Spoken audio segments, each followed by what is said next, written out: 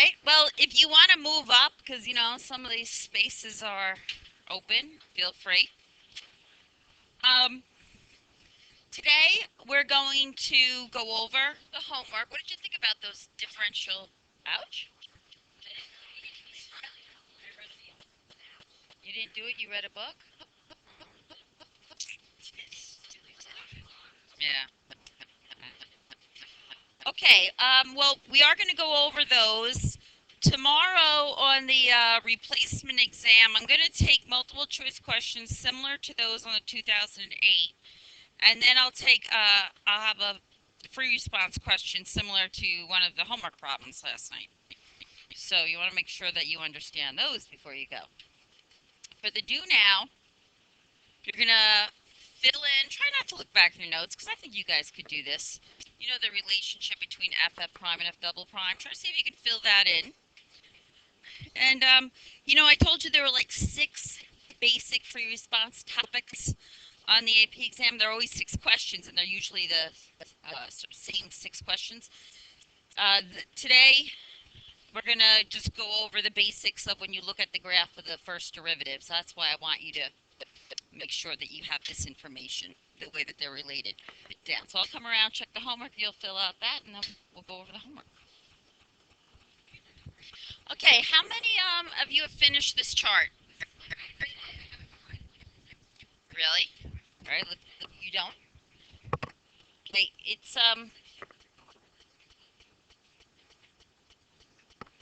oops, let's see. Okay, let's see if you got the right. The order that you put them in doesn't really matter as long as what's ever in a row is, the same within the row. Can you read that, or do I need to make it bigger? Yeah, I don't know about perfect, but you can read it. Jamie, can you read it? Kind of far back. All right, how'd you do? This is the one thing you know. You missed the do now. It's good. Okay, so I think what we'll do is we'll go over the homework problems first, since any problems like that are fair game for tomorrow, and then we'll talk. We'll just go review what you do when you're given a problem involving the graph of the derivative. So we'll do this review stuff after. So let's go to the homework problems.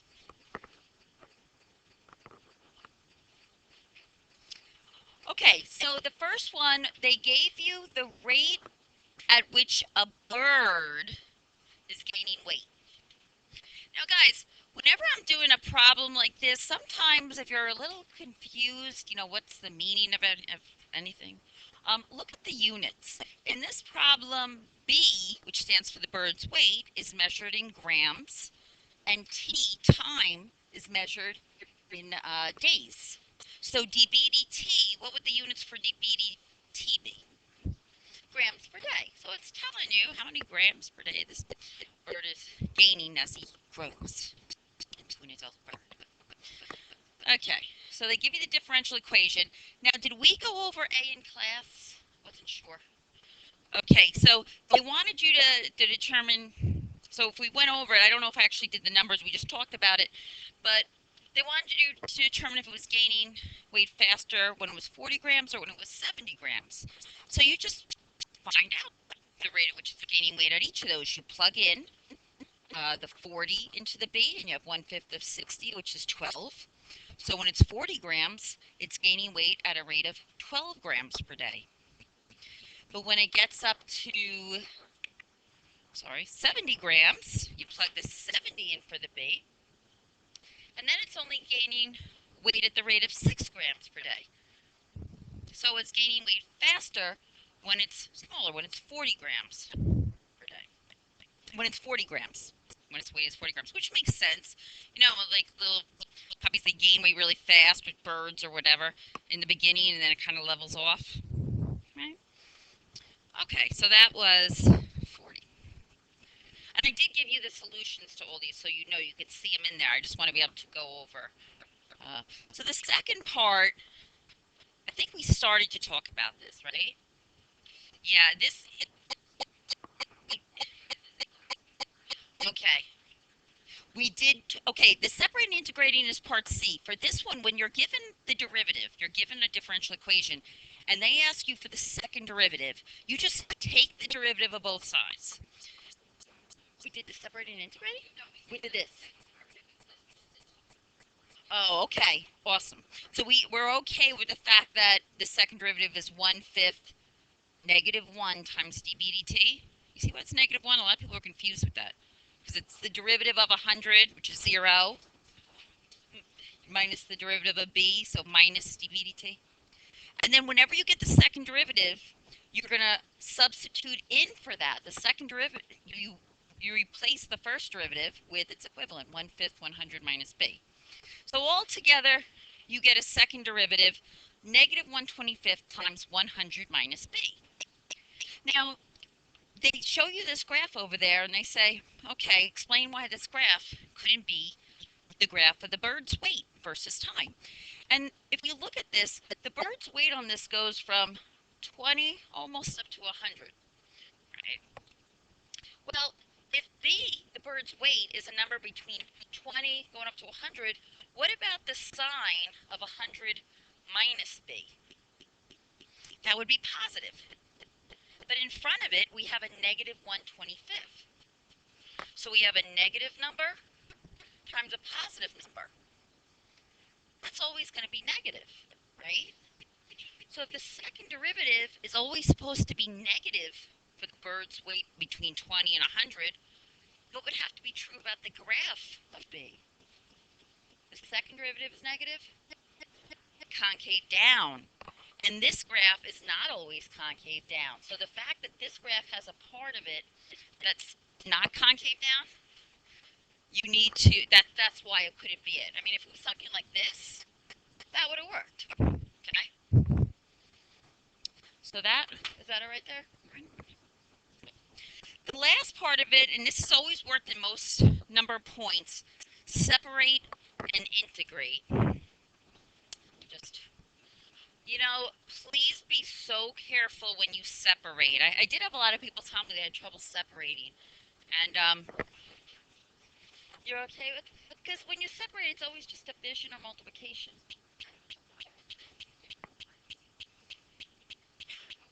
Yeah, you never want to make it not look like a product or a quotient. You never want to distribute or do anything like that. You'll ruin it.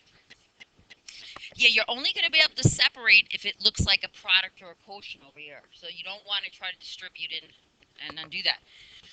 So yeah, first of all, are we okay with it? It would be dB over 100 minus b and 150 t. Okay, when you go to integrate, whenever you are integrating a fraction, you're thinking du over u. You're thinking ln. We get those a lot in here, right? Yeah, that was like that take-home question you had, right? When it's not 100 plus b, it's 100 minus b. So the derivative down here would be -1. So you need a -1 up here for it to be du over u. So you have it out here.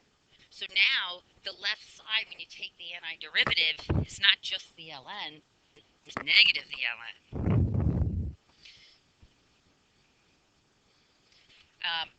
And since you have a negative ln, you can't exponentiate right away. Okay, you got to get rid of the negative.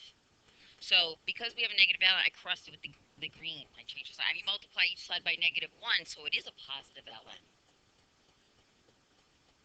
Does that make sense? The c you can just keep plus c. If you change it, it's not going to be wrong. It's just going to be awkward. Oh, then the next part you'd be wrong, though. Okay, now we'll exponentiate. So we say e to this side equals e to that side. And if you want to pull the string, it'll stop doing that. Something. Yay, Ryan fixed it. Okay, when you exponentiate, you don't just drop the c down over there, right? You don't leave it e to the -150 plus c. It doesn't fall down, right? What about the plus c when it's up in the exponent? Bring it up front, right? So you'll exponentiate, and that c comes down front.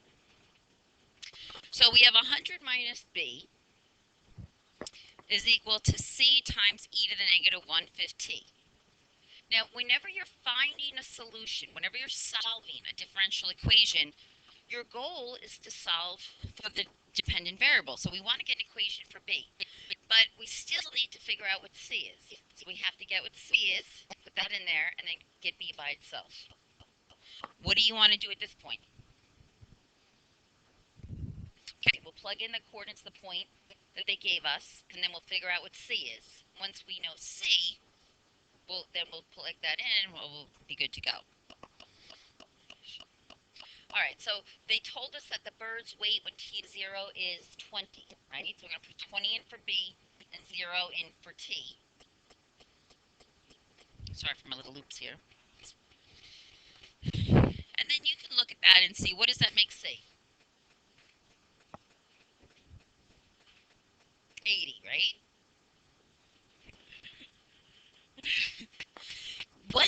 Now here's something, guys. When you get C, I was noticing people are having trouble. They were thinking that was their answer. No. Once you figure out what C is, you go to the line right before you plugged in the numbers. Okay? Right before you plugged in the 0 and the 20. And you replace the C with its value. And you write that out. Just copy the whole line, just instead of C, write down what you got. So I go here and I have 100 minus b equals 80 times e to the negative 1/5t. I have only one more thing to do. What do you have to do now?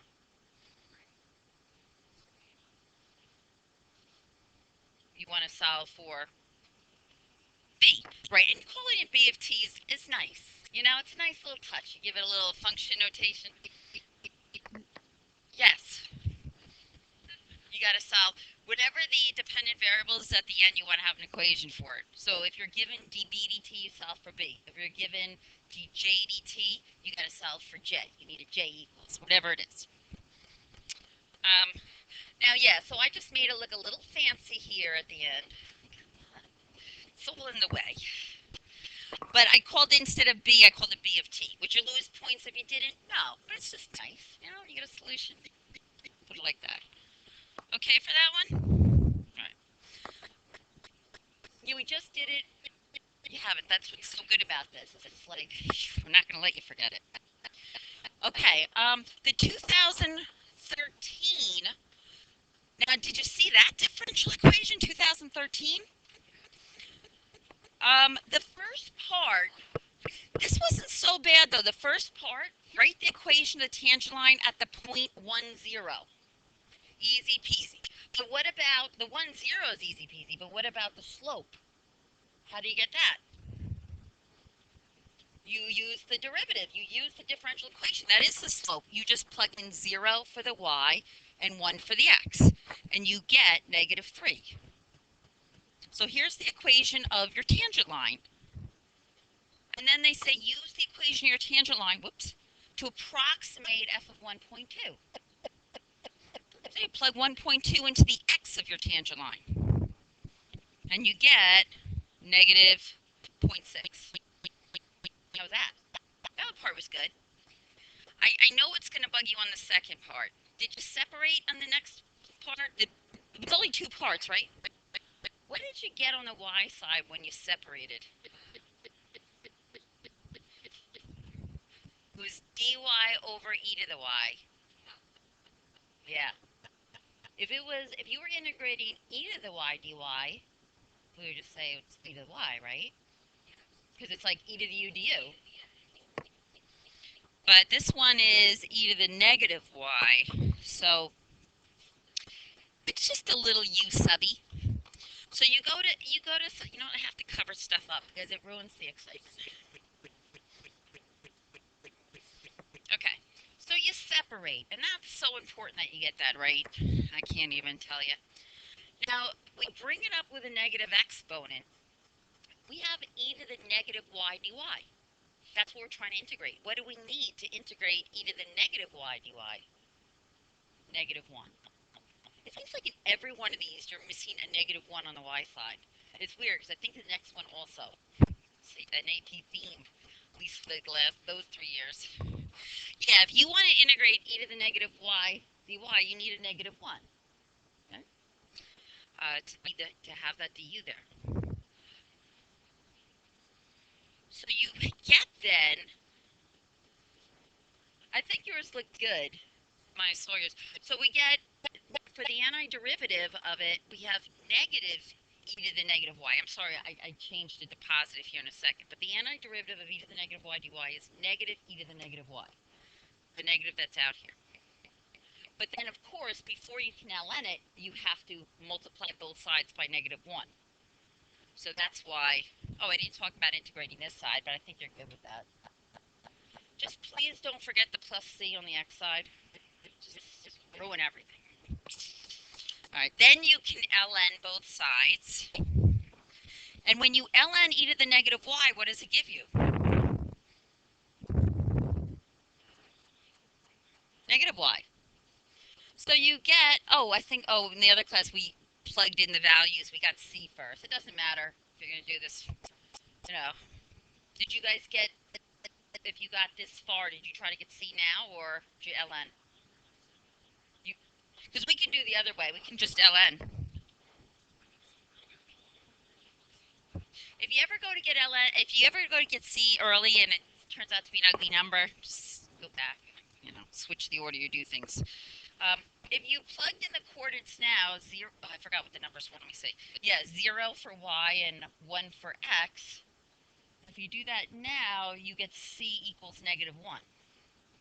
And please remember, you go right back, once you solve for c, go right back up to the line before you plugged in the numbers and replace the c with the value you got. So that's, in this case, negative 1.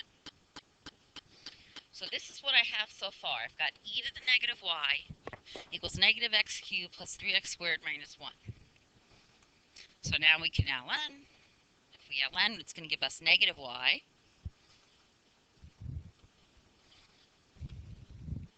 And then all we have to do is multiply each side by negative 1. Don't try to distribute inside the ln. Don't do that. Just leave the negative on the outside. Don't do that.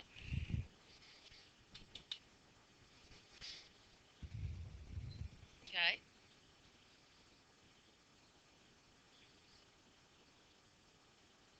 Sometimes getting, yeah. You probably just lose 1 point. All right, the last one, I just want to just look at that briefly. 2014. Yep. Sorry.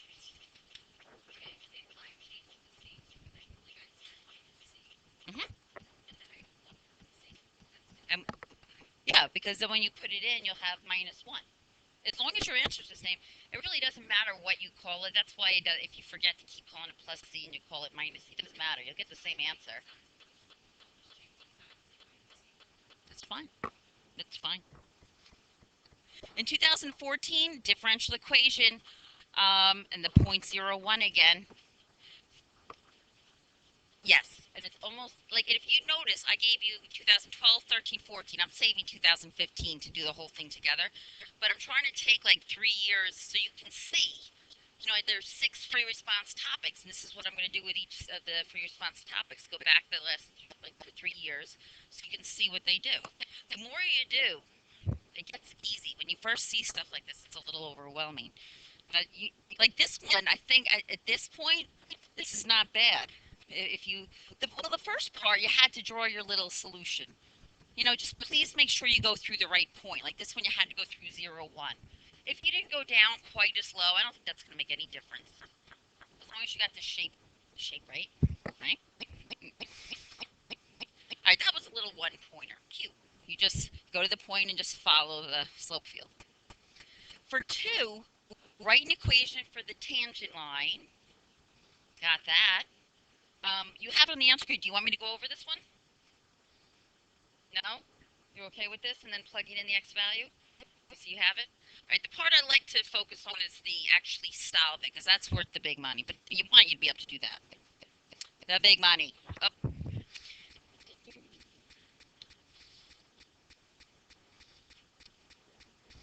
Okay, so when they say find the particular solution, you know, at that point, you got to solve for y.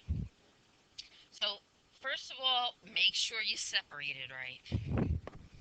So you should have a dy over 3 minus y equals cosine dx. And look at this side again, kids. You want to integrate dy over 3 minus y. For the third time in a row, what do we need upstairs? A negative 1. You see that every time for it to be a du over u, we need a negative 1. So it's crazy. So we have a negative, why do we need a negative 1? So that the numerator, if the denominator is u, the numerator is du. It's derivative. Um, okay, and so we have, because we need a negative 1 here, we put 1 outside, we have a negative ln of 3 minus y. Bless you. And what about the antiderivative of cosine? And what do we got to put on that other side? Let's see. So we have negative ln of 3 minus y equals sine x plus c. We can get rid of this negative, right? So it would be negative sine x. I'd still probably call it plus c. Did I do it that order? Yeah, I did. Yeah, you can't exponentiate until you it's positive ln. Now this time I exponentiated first and got c later. So oh well, it doesn't matter. All right, and then you just, if you exponentiate after it's positive ln, the c you got to know comes down front. So we have 3 minus y equals c e to the negative sine x. Now we can get our c. We plug in 0 for the x and 1 for the y. And when we do that, we get c equals 2. We go back to the line before. We plug in the c equals 2. We're almost done at this point. The only thing left, what's the very last step? No, we got the c is 2. We went back here, we plugged it in, so now we're up to here. Got to get y by itself. That's all. You know, mentally you can think about bringing y to the other side and bringing this over, but moving things around. And there's your solution. Y equals. Yes. Yes. Okay. Alrighty. So that's that. Good times. The other thing I wanted to do with you today, other than going over that chart in the beginning, was to just talk about the type of free response questions, which you almost always get one where you're given the graph of the derivative, right?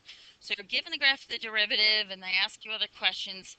I have put together here, basically, you know, I know you guys know how to find the intervals where a function's increasing, where the derivative is positive, so where the graph is above the x-axis.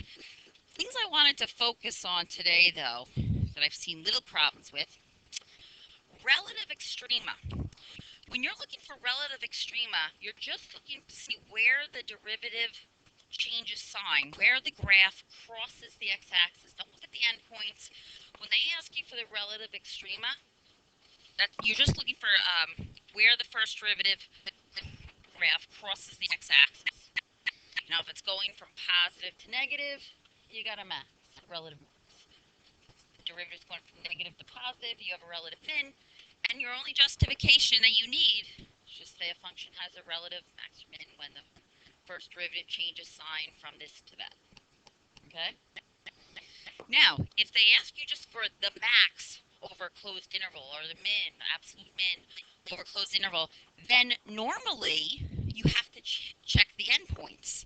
And you actually have to say, where am I for the absolute? Maybe that's the next one. Yeah.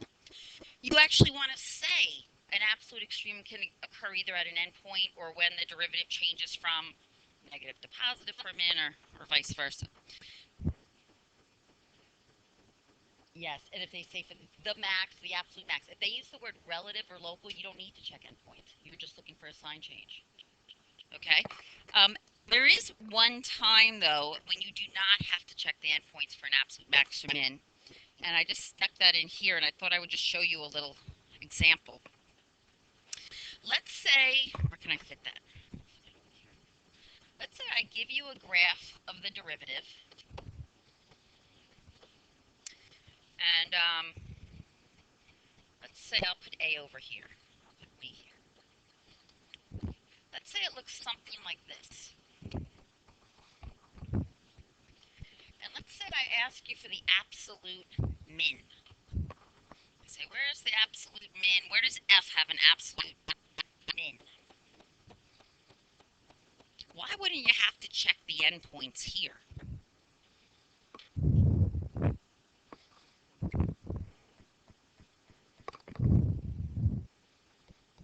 Well, first of all, does anyone know where the absolute min would be if this is the graph of the derivative? It is going to occur at c.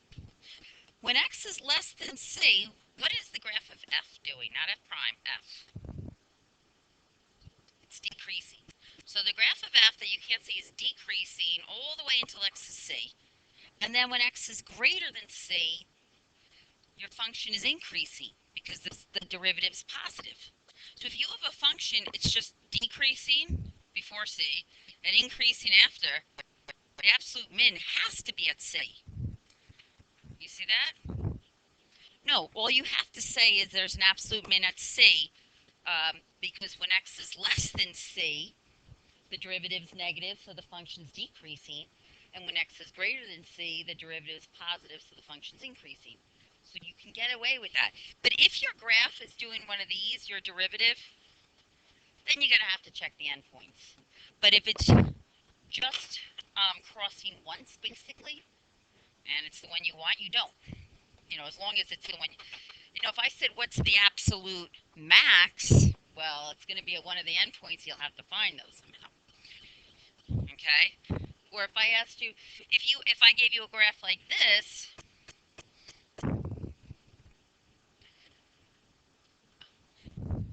and this is the derivative, what's going on at C? Max or min? Max. And is it an absolute max? Yeah. Okay. But normally they go above and below a couple times, so you do have to check the endpoints, and you have to say that the absolute extreme can only occur at an endpoint or at a relative. Okay, so I just wanted to check that out. I think you guys are very good at this stuff. Oh yeah, the last thing I want to just mention to you about these problems, and these 3 problems, by the way, that I'm giving you tonight, really they're going to be due on Monday because you have the test tomorrow. I won't have a chance to go over them tomorrow. But remember, guys, with these problems, there are really 2 types. Instead of calling them cases, I should have called them types.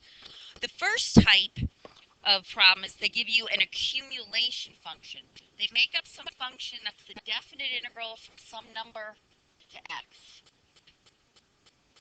And whenever you get one of these, first thing you do is you just take the derivative. Remember that second FTC? Derivative of upper plug. It's like the derivative, what's that? Yeah, and that's exactly this. Well, g of x, g prime of x, if I took the derivative of both sides. Yeah. Okay. All right, sorry. So you'll be looking at a graph of f, but you have to realize that's g prime. So you're looking at a graph of the derivative.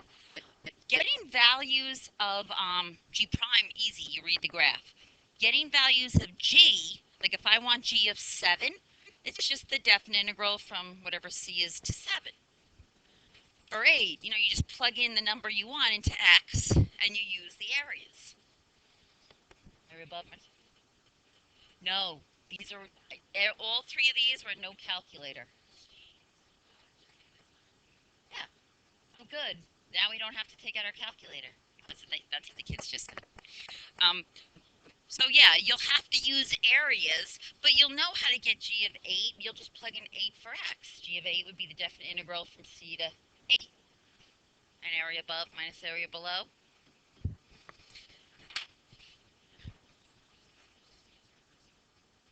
It's easy. Yeah.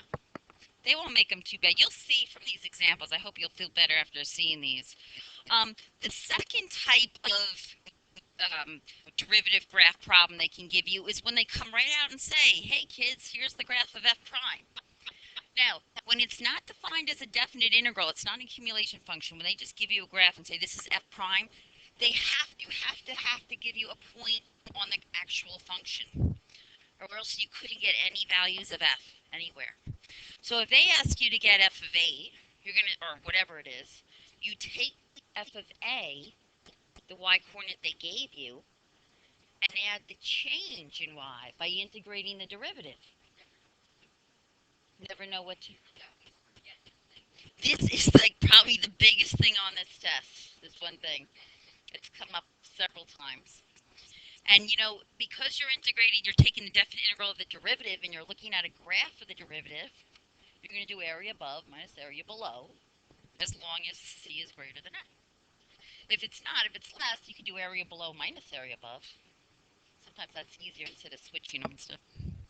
But yeah, sometimes people get stuck because they don't know what to do. If I, you know, with this type, when they just give you a graph of f prime, you want values of f, you got to work off the point they gave you. And I think everything else is okay. We have a few minutes. Why don't we take just a look at like maybe the first one that you have, or any of them, and see. Just take a quick little glance at it. See what you think. Your homework, there are 3 of them. It's 2012, 13, and 14. Yeah, 2012 looks good. So this is one of those accumulation functions. So Tim, what's the first thing you would do when you see that g of x equals the definite integral from 1 to x of f of t? First thing you should do when you have one of these problems. Help them out, kids. Take the derivative, get g prime, because if you don't realize that g prime of x is just f of x, you won't know what to do. So you're really looking at a graph of g prime. How are you going to get g of 2? Oh, I'm not even showing the right thing for the kids at home. This is 2012. I have this. Oh yeah, 2000. Response.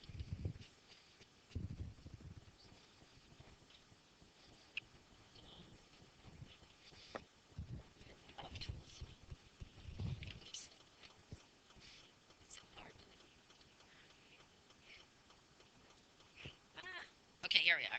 Now I just gotta fix the zoom. I do so much for these kids at home. Alright, there we are. Alright, so that's the graph of f. We had to realize right away, oh, that's just g prime.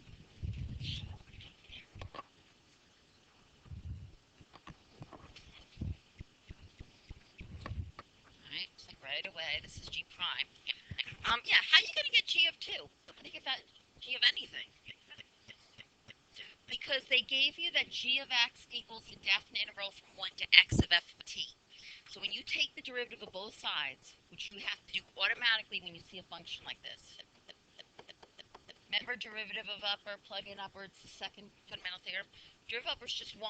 You plug in the upper, that's f of x, minus, it'll be 0, because it'll be derivative. So they say this is a graph of f, but you have to realize that's g prime. So now you know that's g prime, but so if they ask you values of g prime of anything, like here, that's easy. But what about g of 2? How do you get values of g? You have to plug it into the definition. So if you want g of 2, that's equal to the definite integral from 1 to 2 of f of t dt.